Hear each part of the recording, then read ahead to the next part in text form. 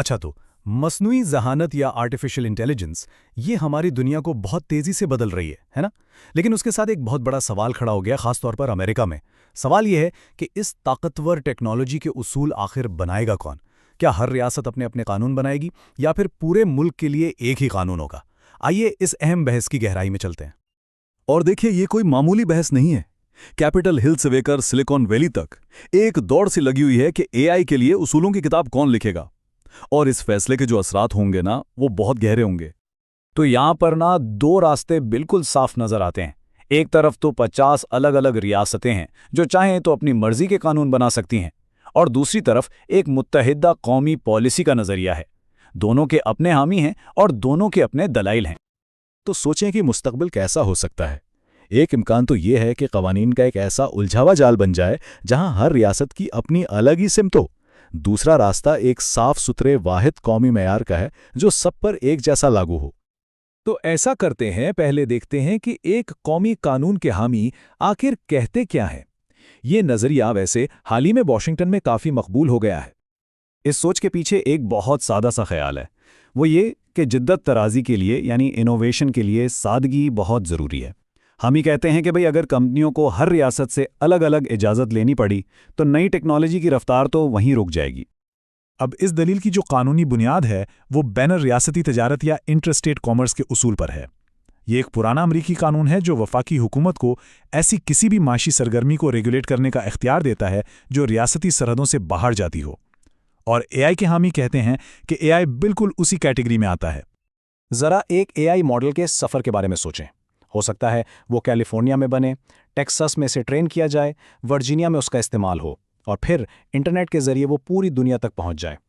इसका सफ़र कुदरती तौर पर रियासती सरहदों का पाबंद है ही नहीं।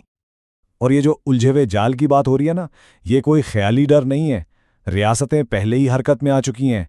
एआई से मुताल्लिक 1200 से ज़्यादा बिल पहले ही पेश किए जा चुके हैं, तो ये हकीकत बनती जा रही है।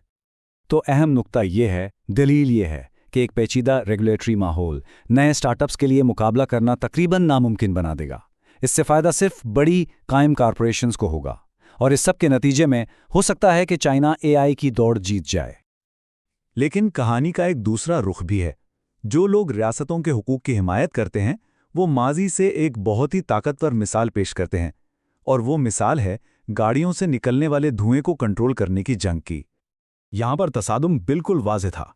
एक तरफ था कैलिफोर्निया जो अपनी शदीद फ़िज़ाई आलूदगी का मसला हल करना चाहता था, और दूसरी तरफ थीं कार बनाने वाली कंपनियां जो पूरे मुल्क के लिए एक ही तरह की गाड़ियां बनाना चाहती थीं। तो इस तसादुम का नतीजा क्या निकला? कैलिफोर्निया का सख्त कानून इतना मौसर साबित हुआ कि आखिरकार वो पूरे मुल्क के लिए एक मयार बन गया। इससे ये जाहिर होता है कि कभी कभी एक रियासत की ज़ाब्ताकारी पूरे मुल्क के लिए पॉलिसी तय कर सकती है। लेकिन विफाकी कानून के हामी कहते हैं, एक मिनट रुके, एआई गाड़ियां नहीं हैं। उनके मुताबिक ये मवाजना एक बुनियादी वजह से गलत है। तो एआई इतना मुख्तलिफ क्यों है?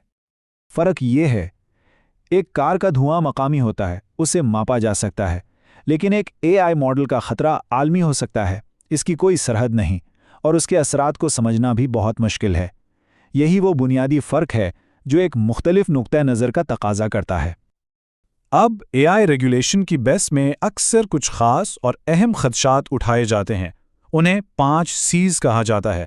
आइए उन पर एक नज़र डालते हैं। वफाकी कानून के हामियों का कहना है कि एक कौमी ढांचा इन 5 अहम शोबों को बेहतर तरीके से हल कर सकता है। ये हैं बच्चों का तहफ़्फ़ुज़, कम्युनिटीज़, तख्लीक़कार, सेंसरशिप और मुसाबकत। सबसे पहले बच्चों का तहफ़्फ़ुज़। सीधी सी बात है कि वफाकी एआई कानून बच्चों की हिफाजत से मुताल्लिक़ मौजूदा रियासती क़वानीन को नहीं छेड़ेगा, वो अपनी जगह पर कायम रहेंगे। दूसरा, मुकामी कंट्रोल, ये भी बरकरार रहेगा। कम्युनिटीज़ को ये फैसला करने का पूरा हक होगा कि वो अपने इलाके में डेटा सेंटर्स जैसे बड़े इंफ्रास्ट्रक्चर चाहते हैं या नहीं। तीसरा, तख्लीक़कारों के हुकूक, दानिशवराना अमलाक यानी इंटेलेक्चुअल प्रॉपर्टी और एआई से मुतालिक मसाइल पहले ही वफाकी सतह पर देखे जा रहे हैं, तो ये मामला वहीं हल होगा। चौथा, सेंसरशिप।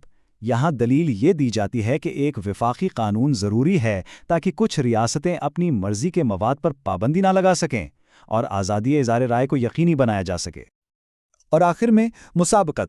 دلیل یہ ہے کہ عالمی معاشی اور ٹیکنالوجی قیادت کے لیے ریگولیشن پر قومی اتحاد بہت بہت اہم ہے۔